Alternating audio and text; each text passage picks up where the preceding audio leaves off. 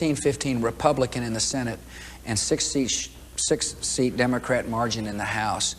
But it almost doesn't matter, Brian, in Texas, because we have power sharing. The lieutenant governor, newly elected Republican lieutenant governor, just laid out his committee assignments, and I think there's like 9 Republican chairs and 6 Democrat chairs. I'm not sure if those are the exact numbers, but the point is we share power in our state. We don't divide along party lines. There's not a majority leader and a minority leader. And the reason why, I think one reason why, is we don't have time.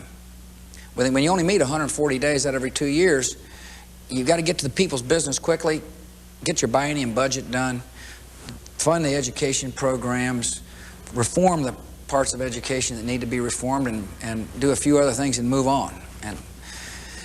And it's a good system. Also, it's good for the governor not to have the legislature in town full time. Do you have a sales tax in Texas? Yes, we do, 6.25% with a local add-on. It's the main source of revenue in our state. What about a personal income tax? No personal income tax. Well, it's a hard number to get, only because a huge component of the funding of our schools is done through local property taxes as well. But we're a low-tax state relative on the individual. And I intend to keep it that way. You're asking me a lot of a lot of interesting factual questions. I hope I'm getting them right. But it is obviously mainly Anglo thus far. But as I said in my inaugural address, reminding people that we're going to be a diverse state. And by the way, I said in my inaugural, we should not fear diversity. Diversity brings new energy, new life, and new blood. And that the question really is, in a diverse state, whether we're going to let race divide us or whether or not we'll be bound by common Texas values. And ours is a state with a huge, strong culture of values, values of hard work, family, faith. And I'm convinced that if we do it right and we have the proper leadership, we will be bound by common values and not fractured by race. But having said that, I said in my inaugural address that shortly in the state of Texas there will be no majority racial group. In other words, the Anglo population will not be over 50% of the folks. Obviously, the fastest growing component of our population is the Hispanic population. Roughly 55 or 56% of the children entering into kindergarten class this year were of Hispanic origin, just to give you a sense for how fast the population is growing. I'd say about 30% of the population is Hispanic, and 50 plus is Anglo, and roughly 12% is African American. I know. How well do you do? Very good. How well do you do with Spanish, and do you study it all the time? No, I don't study it enough. Tengo que practicar. I need to practice. I was raised speaking Spanish. I took Spanish in school. I've got a decent accent.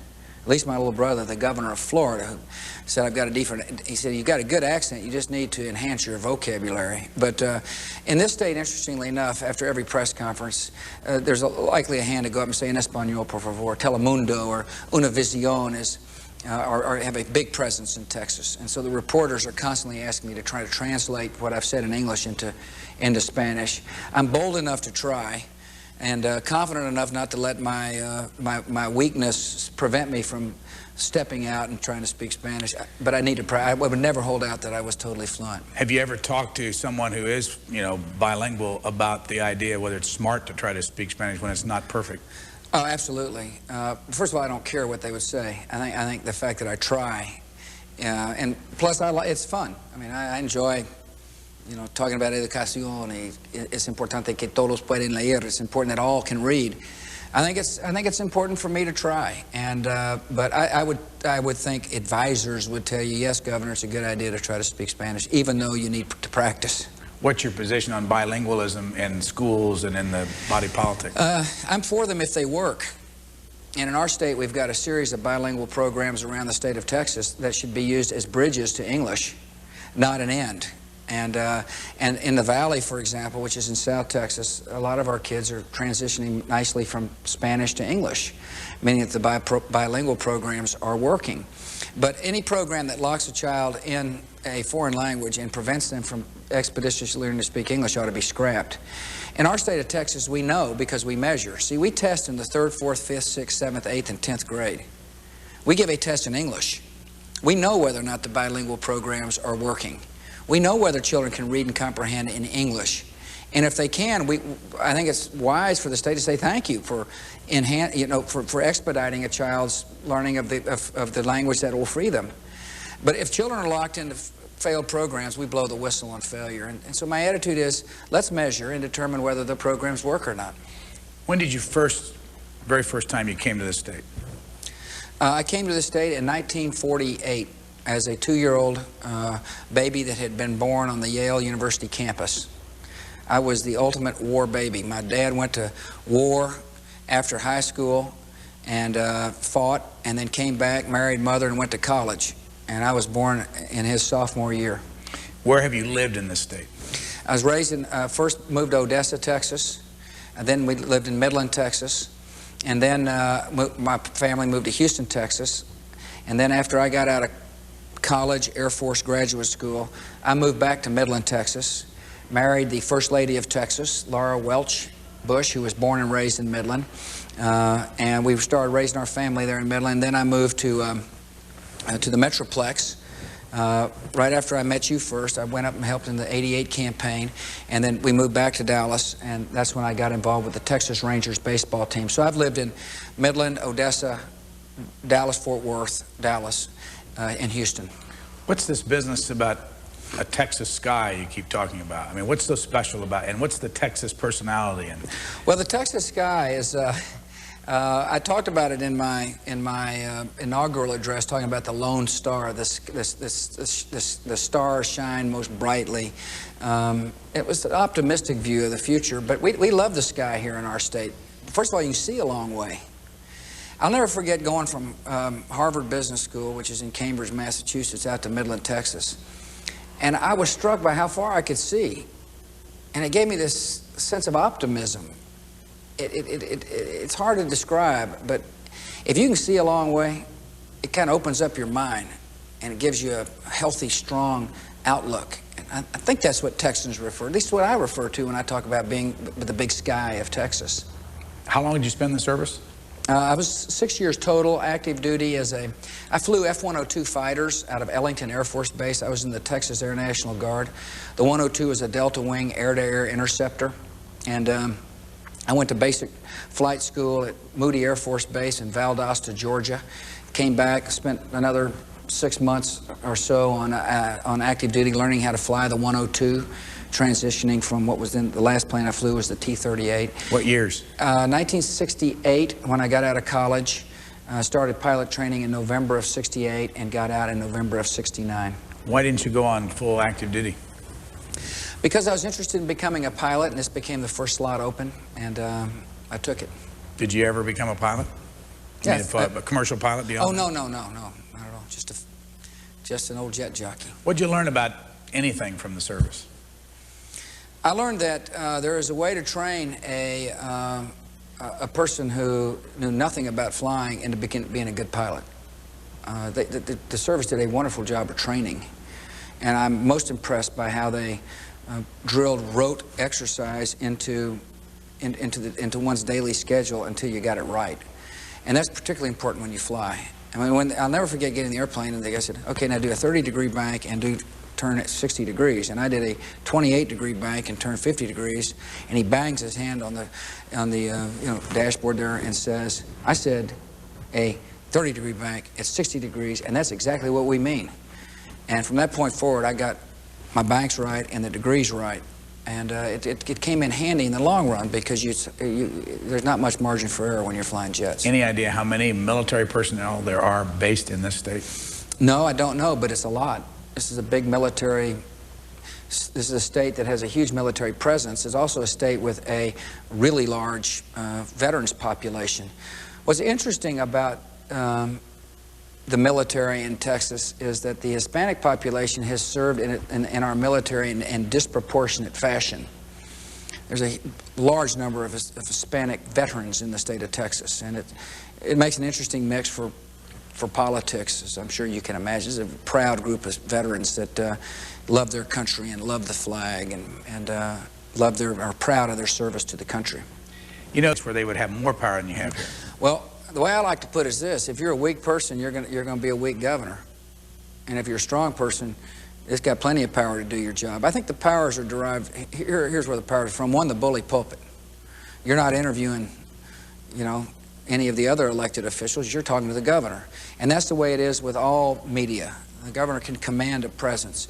Secondly, the governor has the right to call special sessions. I mean, in a state that meets only 140 days out of every 2 years, that's a powerful power. I mean, that's good power. It means as we heading down the end of the session, I can say to Lieutenant Governor Speaker, we better get it right, or else we may have to come back in special session. It throws the fear of God in them, because the governor gets to decide the calendar in a special session.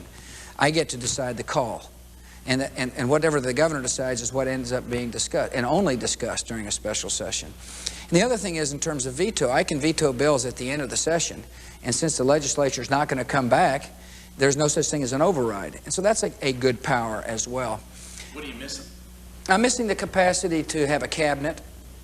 For example, the state of Illinois, I'm told, I talked to my good friend Jim Edgar about it, as well as Jim Thompson at one time. I think the governor of Illinois can actually veto a bill and change the wording of a particular bill, which is the ultimate power. I mean, it's basically ignore the whims of the legislature and write the bill the way you see fit. To me, if that's the case, I mean, that's a very strong power. How many cabinet officers do you have? None.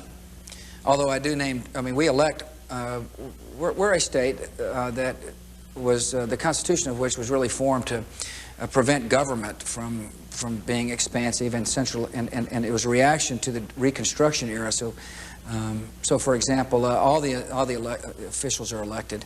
Lieutenant governors elected, attorney generals elected, the agricultural commissioners elected, the comptrollers elected, all officials. We elect the judges as well all across the state of Texas. In the Constitution, it constitutionally limits the amount of time the legislature can meet to 140 days of every 2 years, which means over the years, you know, in the name of so-called reform, people have said, well, let's meet every year.